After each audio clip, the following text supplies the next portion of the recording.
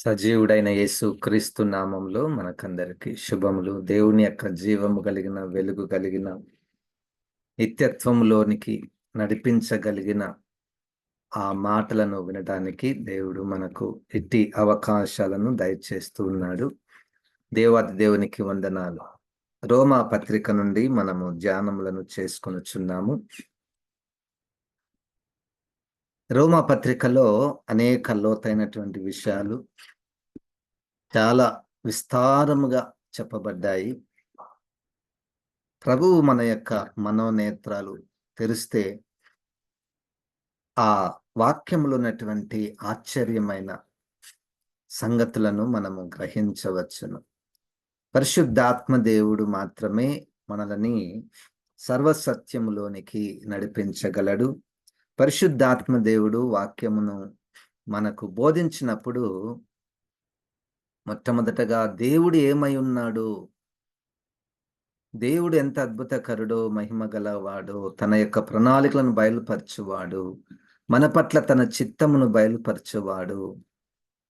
ఆ విధముగా పరిశుద్ధాత్మ దేవుడు మనకు అనేక విషయాలు, సంఘమును గురించి, సంఘము ఎదగవలసినటువంటి పరిస్థితిని గురించి, రాబోయే దినములలో అంటే భవిష్యత్ జ్ఞానము గురించి రోమా పత్రికలో అనేక విషయాలు మనం చూస్తుంటాము. దాంతో పాటు ఒక విషయాన్ని నేను గమనించినను, అది కూడా చాలా విస్తారముగా చెప్పబడినటువంటి విషయము. అదేమిటంటే పౌలు గారికి దేవునికి మధ్య ఉన్న సంబంధము.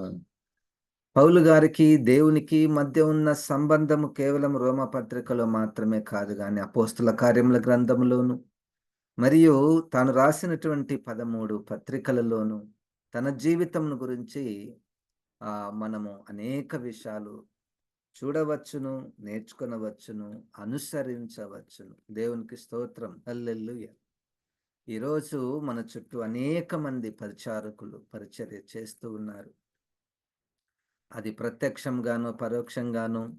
ఒక్కొక్కసారి మనకు డిజిగ్నేషన్స్ ఉంటాయి, ఉండవు. మనకు పేరు ఉంటది, ఉండదు. ఫలానా పరిచారకుడు అని పేరు ఉండకపోవచ్చు, కానీ పరిచర్య చేసే వాళ్ళు చాలా మంది ఉన్నారు. స్త్రీలు గాని, పురుషులు గాని, యవనస్తులు గాని, వృద్ధులు గాని పరిచర్య చేసేవారు ఎంతో మంది ఉన్నారు. ఆ పరిచారకులకు వింటున్నటువంటి మీరు కూడా ఏదో ఒక రకమైనటువంటి పరిచర్య చేస్తూ ఉన్నారు. 2వ అధ్యాయము 1 పేతురు పత్రిక 9వ వచనము ప్రకారము మనమందరము కూడా యాజకులము. చీకట్ల నుండి వెలుగులోనికి పిలువబడినటువంటి వారందరూ కూడా యాజకులు. ఇక్కడ కూడా పౌలు గారు నేను యాజక ధర్మాన్ని నిర్వహించుచున్నాను అని అంటాడు.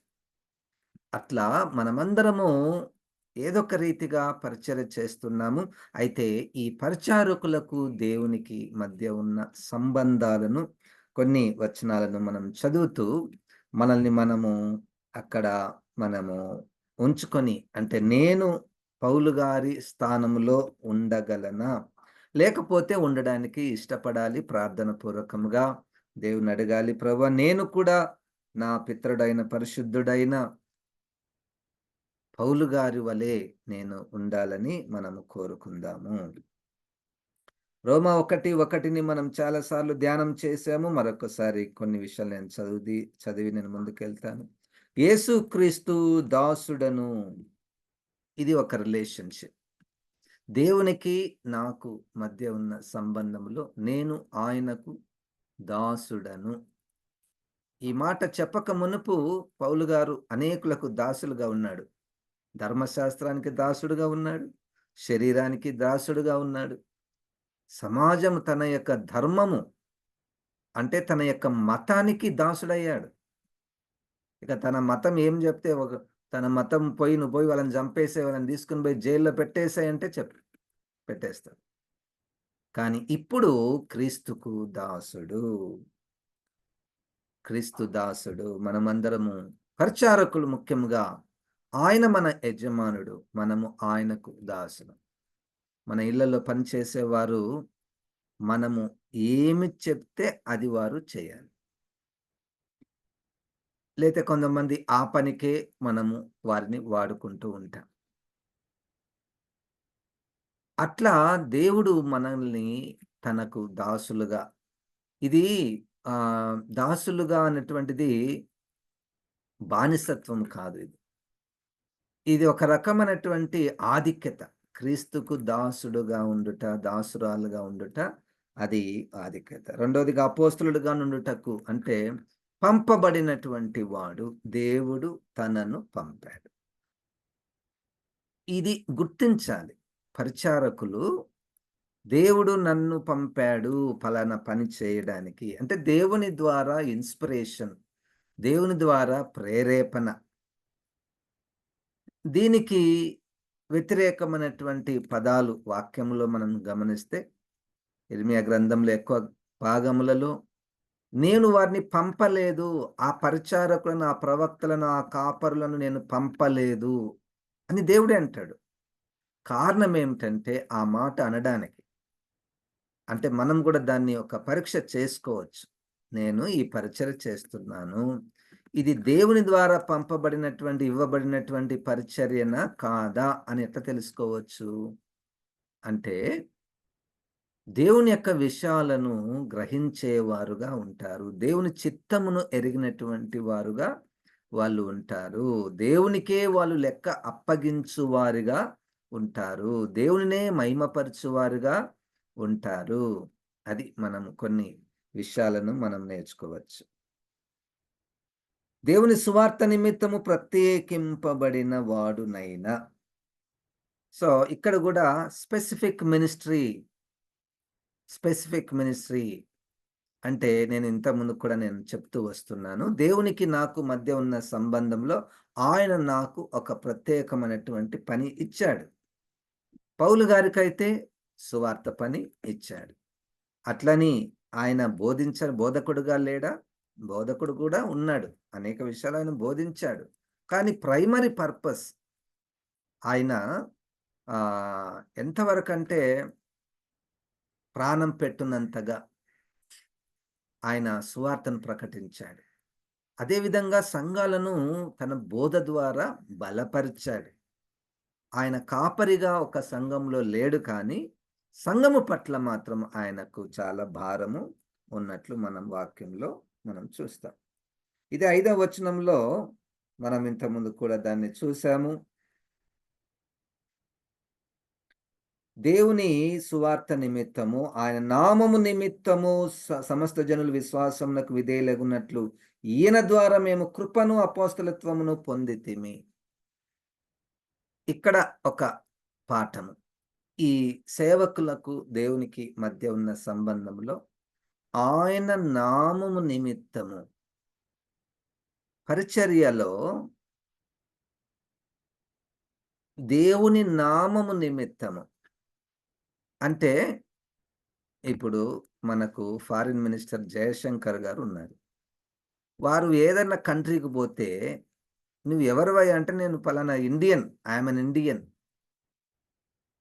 అంటే he is representing the nation of India. భారతదేశాన్ని ఆయన భారతదేశానికి రాయబారిగా ఉన్నాడు. అంటే ఇప్పుడు ఆయన పేరు గాదు ఇప్పుడు. ఒక మనిషి ఆడ నిలబడితే ఆ మనిషి పేరు గాదు. ఆ మనిషి వెనక ఒక 140,00,00,000 మంది ఉన్నటువంటి ఒక భారతదేశాన్ని ఆయన ప్రాతినిధ్యం వహిస్తూ ఉన్నాడు. అట్లే సేవకుడు నిలబడితే, ఈ సేవకునికి వెనక దేవుని నామం ఉన్నది. ఆయన నామం నిమిత్తమే మేమిక్కడ ఉన్నాము. మా నామము కాదు. అది పాయింట్. ఈ సేవకులు ఎవరైనా గాని, స్త్రీలు గాని, పురుషులు గాని పేరు మన పేరు కాదు. ఇది యేసుక్రీస్తు నామమున ఇక ఈ మాట పౌలు గారు తన పత్రికలలో యేసుక్రీస్తునందు, ప్రభువునందు, ప్రభు నిమిత్తము మొత్తము నేను కాదయ్యా ఆయనున్నాడు. ఒకాయన ఆయనను పంపిస్తే మేమొచ్చినాము. ఆయన నామమే ఇప్పుడు ప్రకటిస్తున్నాము. ఆయన నామమే మీరు అంగీకరించాలి. ఆయన నామములోనే రక్షణ ఉన్నది. చూడండి, we are presenting the name of Jesus Christ. We are teaching, of course, the name of Jesus Christ, the gospel of Jesus Christ. యేసు నామము నిమిత్తము. అది పాయింట్.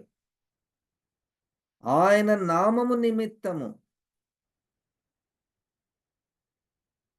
ఆ 4వ అధ్యాయంలో అపోస్తల కార్యంలో వీళ్ళు పేతురు, యోహాను గార్లు సువార్త చెప్తున్నప్పుడు, అయ్యా మీరేమన్నా చెప్పండి గానీ, ఆ యేసు పేరు మాత్రం ఎత్తకండి అంటారు. యేసు పేరు ఎత్తకుండా మంచి విషయాలు చెప్పండి. నీతి వాక్యాలు చెప్పండి. బుద్ధి వాక్యాలు చెప్పండి. యేసు పేరు మాత్రం ఎత్తకంటే, అది లేకపోతే మేమెక్కడ?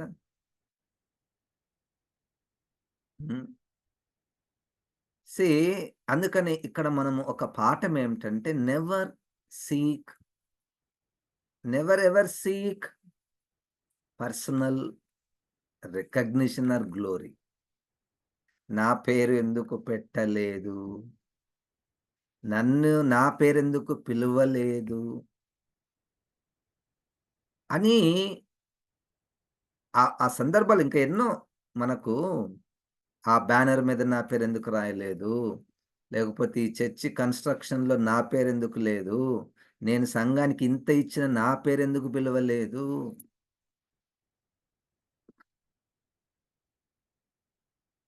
ఇది యొక్క స్వభావము.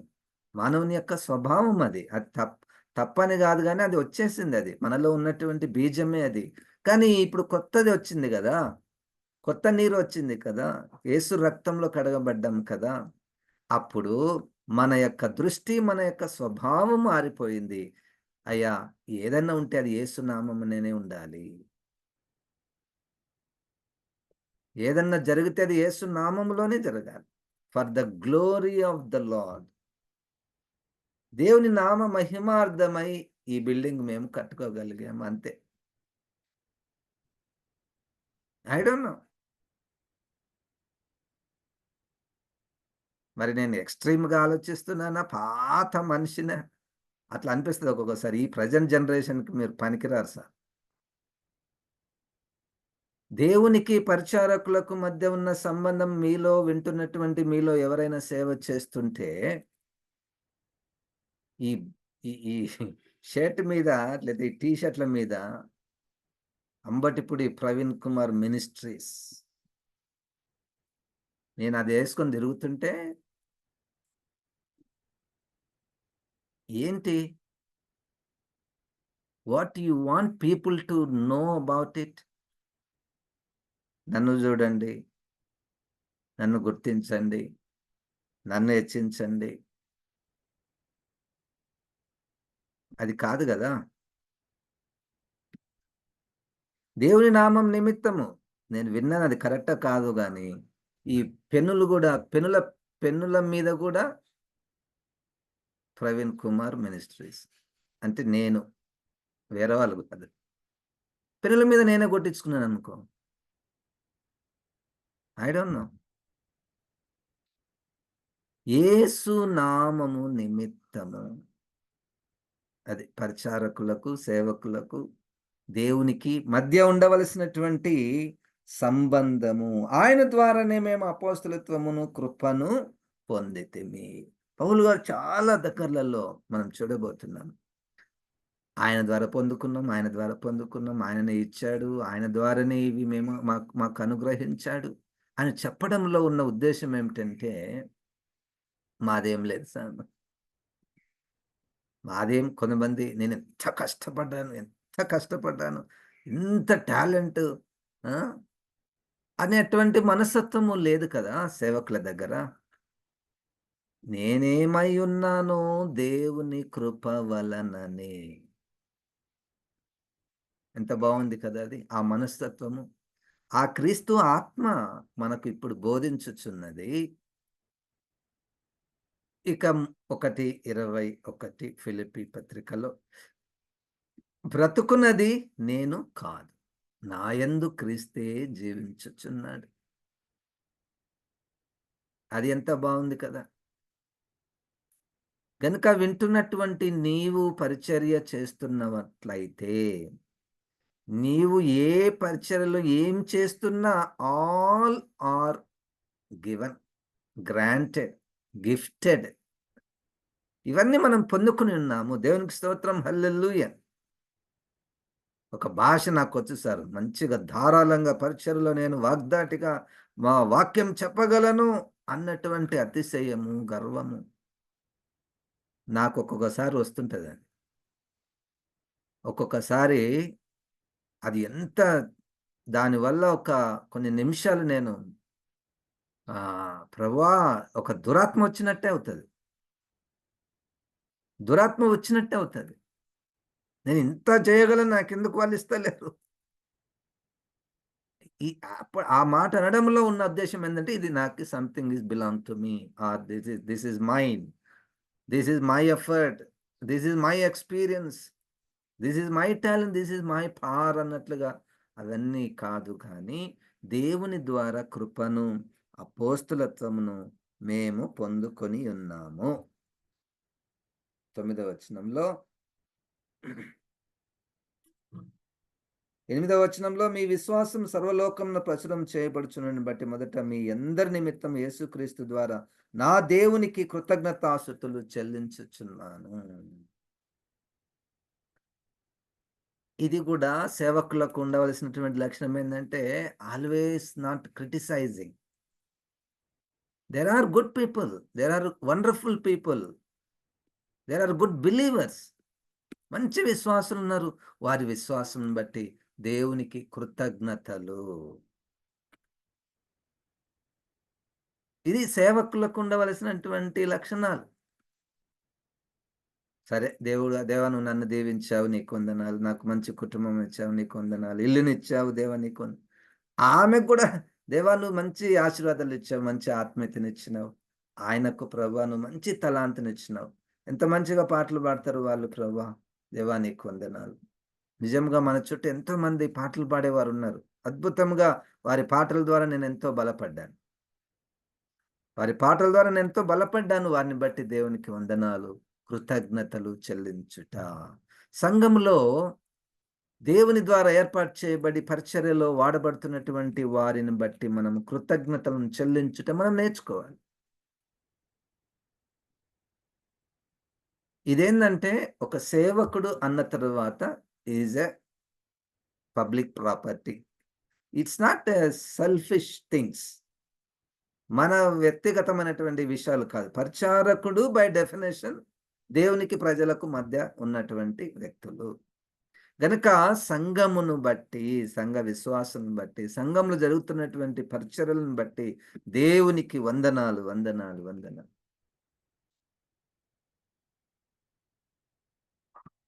9వ వచనం ఇప్పుడెలాగైనను ఆటంకం లేకుండా మీ యొద్దకు వచ్చుటకు దేవుని చిత్తములన నాకు వీలు కలుగునేమో. ఇది కూడా మనం ఇంతకుముందు చూసాము. దేవుని చిత్తము ఎరిగినటువంటి వారుగా పరిచారకులు పౌలు గారు పోవాలని ఒక సంఘానికి పోవాలంటే మన తలంపు పుట్టినప్పుడే పోతాం గదా! ఆ అనుకూలత ఉంటే పోతాము. కానీ దాని కొరకు ప్రార్థన చేయుట నేను నేర్చుకోవాలి, నువ్వు నేర్చుకోవాలి. దేవుని చిత్తము వలన నాకు వీలు కలుగునేమో. అంటే ప్రతి పని వెనుక దేవుని చిత్తమును తెలుసుకోవడానికి, దేవుని దగ్గర అడగడానికి, ప్రార్థించడానికి ఆ 7:22లో మత్తయి సువార్తలో ఇదే అస్సలైన ప్రాబ్లమ్. అయ్యా! ఏంటి వాళ్ళు భూలోకంలో ఉన్నప్పుడు అన్ని అద్భుతాలు చేశారు. కానీ నరకంలో ఉన్నారెందుకు? వాళ్ళు భూలోకంలో ఉన్నప్పుడు ఎన్ని ప్రవచనాలు చెప్పారు. కానీ ఇప్పుడు నరకంలో ఉన్నారు. భూలోకంలో ఉన్నప్పుడు ఎంతమందిని స్వస్థపరిచారు. ఇప్పుడు నరకంలో ఉన్నారు. ఒక్కటే పాయింట్ కామన్ పాయింట్ ఏందంటే వాళ్ళు దేవుని చిత్త ప్రకారం జేయలేదు.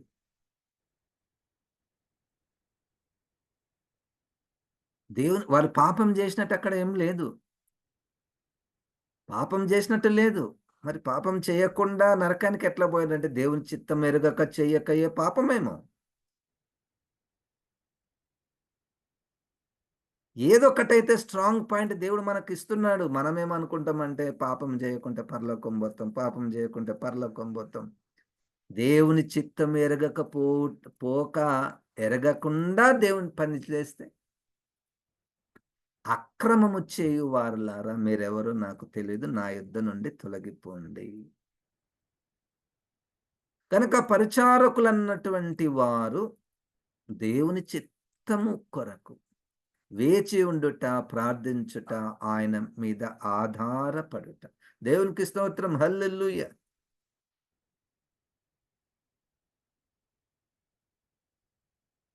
చాలా మంది నాకు చెప్తుంటారు. అది చేయండి, ఇది చేయండి. ఎందుకు అట్లా ఉన్నారు? ఏదో ఒకటి చేయండి. అది మనకు ప్రస్తుతానికైతే బాహ్యంగా అది కొంత ఇబ్బంది పెట్టేటటువంటి, బాధ కలిగించినటువంటి విషయాలే కానీ, దేవుని చిత్తము కొరకు వేచి ఉండుట అది వాక్యానుసారమైనటువంటిది. అది వాక్యానుసారమైనటువంటిది. ఈరోజు మన అంశం పరిచ దేవునికి పరిచారకులకు మధ్య ఉన్న సంబంధాలలో కొన్ని పాఠాలను మనము నేర్చుకుంటున్నాము. వింటున్నటువంటి నీవు, బోధిస్తున్నటువంటి నేను కూడా ఏదో ఒక రీతిలో పరిచర్య చేస్తూ ఉన్నాను. మనము పిలువబడినటువంటి వారముగా, ఇవ్వబడినటువంటి వారముగా, పంపబడినటువంటి వారముగా, కృతజ్ఞతలను చెల్లించే వారముగా, దేవుని చిత్తమును ఎరిగినటువంటి వారముగా ఉండాలని దేవుడు కోరుచున్నాడు. Who want you to do a great things. ఆ మనస్తత్వము ఐ డోంట్ అండర్‌స్టాండ్ దిస్. ఎవరైనా పరిచర్య చేస్తుంటే అద్భుతంగా చేయాలా పరిచర్య. అసలు ఎట్లా చేయాలంటే మనం చేసినట్లు ఎవరు చేయకూడదన్నటువంటి తలంపులొస్తాయేమో కొంతమందికి. మనము చేసినట్టు ఎవ్వరు కూడా చేయకూడదు. మన సంఘం ఉంటే టాప్‌లో ఉండాలి అన్నటువంటి ఆలోచన కాదది. అది వాక్యానుసారమైనటువంటిది కాదు ఆలోచన విధానము. మనకు దేవుడు ఏ శక్తినిస్తాడో, ఏ తలాంతునిస్తాడో, ఏ భారంనిస్తాడో అంతవరకు చేస్తే చాలు. This is only one organ of the church. There is another organ. ఇప్పుడు నా చెవి ఉంటది. నా చెయ్యి ఉంటది. చెవి చిన్నగా కనపడతది. చెయ్యి పెద్దగా కనపడతది. అవతల వ్యక్తి చెయ్యి చాలా పెద్దగుంది. నాది ఇంత చిన్నగుందని చెవిని చెయ్యిలాగా చేయడానికి ప్రయత్నం చేస్తే ఏమైతది జెప్పండి? లేతే ముక్కును చెయ్యి అంత పెద్దగుందబ్బా! ముక్కును గూడా చేసుకోవాలి అంత పెద్దగా అనే ఆలోచన మనిషికొస్తే ఏమైతది? See godly people should recognize the organs of the same body. Praise God. ఆ చెయ్యిని బట్టి లేతే ఆ కాలును బట్టి దేవుని స్తుతించు. ఎక్కడో ఒక దగ్గర there must be an exchange of resources. నీ చెవి ఆయనకు పనికొస్తది.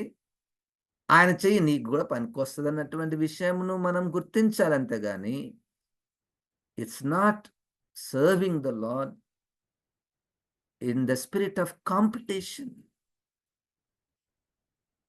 అది కాదు. అది వాక్యానుసారంగా కాదని నేను గ్రహించుచున్నాను.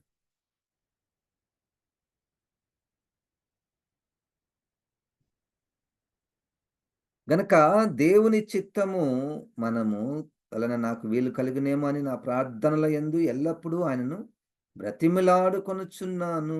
మిమ్మును గూర్చి ఎడతెగక జ్ఞాపకం చేసుకొనుచున్నాను. ఎందుకు ఆయన కుమారుని సువార్త విషయమై నేను నా ఆత్మయందు సేవించుచున్న దేవుడే నాకు సాక్షి. దేవుని దగ్గర ప్రార్థన జీవితము, కృతజ్ఞతలు చెల్లించే జీవితము, స్తుతులను చెల్లించే జీవితము, ప్రార్థించే జీవితము, పరిచారకులకు, దేవునికి, సంఘము మనకివ్వబడినటువంటి వారి కొరకు మనము ప్రార్థన చేయటం. దేవుని దగ్గర బ్రతిమిలాడుకొనుట.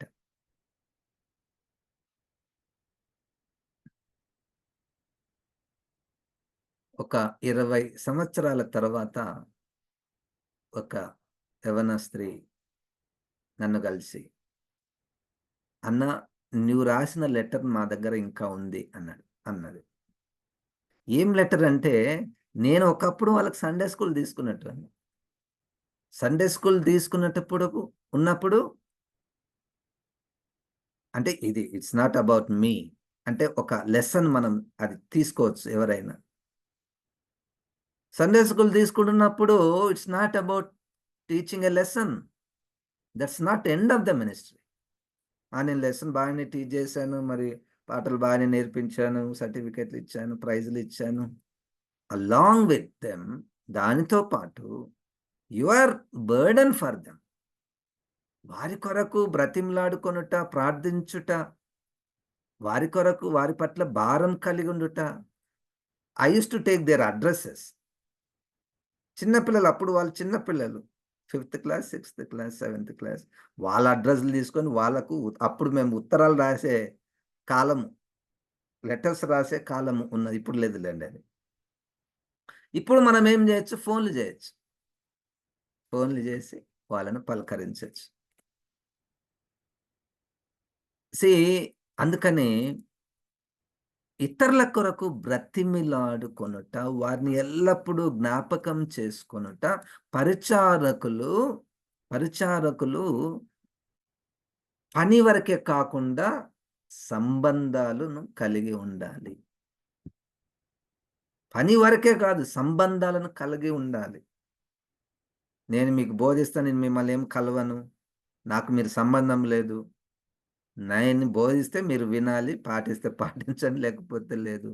నేను నీకు సంబంధము, ప్రార్థన సంబంధము, కృతజ్ఞతల సంబంధము, లేకపోతే జ్ఞాపకం చేసుకునేట సంబంధము, ఇవి పరిచారకులకు ఉండాలి. అది క్రీస్తు ఆత్మ ద్వారానే జరుగుతుంది. మనం నేర్చుకుంటే రూల్స్ పెట్టుకొని, ఇప్పటి నుండి నేను ఇది జేయాలా, ఇది జేయాలా, ఇది జేయాలా అన్నటువంటి దాంతోటి పనులు కావవి. గనుక క్రీస్తు ఆత్మ మనలో ఉంటే, మనలో ఉన్నటువంటి క్రీస్తు మనల్ని వెలిగిస్తే, ఇవి ఎవరు చెప్పకుండానే అవి జరిగిపోతుంటాయి. అట్లా చాలా మందిని బట్టి నేను దేవుని స్తుతిస్తాను. ఎంత అద్భుతమైనటువంటి పరిచర్య వాళ్ళు చేస్తారు. భారం కలిగినటువంటి పరిచర్య చేస్తారు. దేవునికి వందనాలు. హల్లెలూయా! నీవు ఎవరికి పరిచర్య చేస్తున్నావో వారికి నీకు వారిని ప్రభు దగ్గరికి తీసుకొని రావాలి. దేవునికి స్తోత్రం. బ్రతిమిలాడుకోవాలి. వారి యొక్క సంపూర్ణత కొరకు పౌలు గారు పానార్పణముగా పోయబడుతున్నారు. అది పరిచారకులకు దేవునికి మధ్య ఉన్న సంబంధాన్ని మనము నేర్చుకొనుచున్నాం. పరిశుద్ధాత్మ దేవుడు ఇట్టి మాటలను దీవించి, మనము పరిచారకులముగా ఉన్నాము. ప్రత్యక్షంగానో, పరోక్షంగానో కొద్ది కాలము వాక్యానుసారముగా ఉండడానికి పరిశుద్ధాత్మ దేవుడు మనకు సహాయము చేయునుగాక. ప్రార్థన. జీవం గల తండ్రి, వాక్యమైన దేవా, ఈ వాక్యాన్ని ప్రభా మా అందరిలో ఫలింప చేయమని, వాక్యానుసారముగా ప్రభా నడిచే ఆత్మను మాకు దయచేయమని యేసు నామమున ప్రార్థిస్తున్నాము తండ్రి. ఆమేన్. ఇప్పుడు మన పరమ తండ్రి అయిన దేవుని యొక్క ప్రేమయు, ప్రభువైన యేసు క్రీస్తు యొక్క కృపయు, పరిశుద్ధాత్మ దేవుని యొక్క నింపుదల మనకందరికి సదాకాలము తోడయుండును గాక. ఆమేన్. ఆమేన్. దేవుడు మనల్ని దీవించును గాక.